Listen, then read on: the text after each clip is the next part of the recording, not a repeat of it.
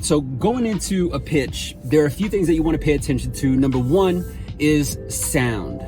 That's right. It sounds weird, right? Like you wouldn't even think about it, but if you really think about the context of our message, the overall words that we use, all it is really in its bare bones is it's just vibrations. It's sound, right? You know, beyond the words that we actually comprehend to have meaning, the definition of words and the sounds that we make, really it's the flapping of our tongue in our mouth and the rhythm of our tonality and things like that. But at the end of the day, what it is it's sound. And so it's important to pay attention to the way you sound. Now, here's a helpful trick that I used to do back in the day when I started in sales is I would actually call my own voicemail, right? I would call my own voicemail and I'd have a particular prospect in front of me and I would actually leave a message to them as if I was leaving a message to them on their voicemail.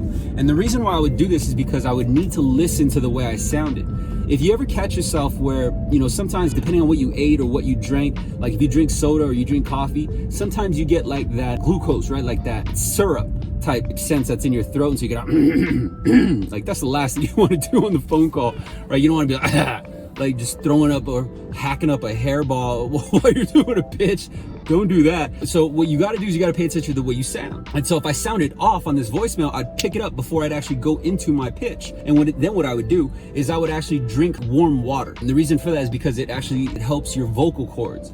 And there's nothing better than sounding crisp, sounding clean, sounding, you know, just sharp on the phone. Like you sound more confident. This is one of the main reasons why they tell you to stand up, right? Like motion creates emotion, is because it's the way it sounds. And so you're trying to sound crisp because oftentimes when you're doing a pitch, this is your first impression of your actual sale. Even though you talk to them hours before, days before, months before, their very first impression of actually considering to buy from you is this pitch. And so of course, you know the saying, first impressions are everything. And so you need to be on point. So pay attention to the way you sound.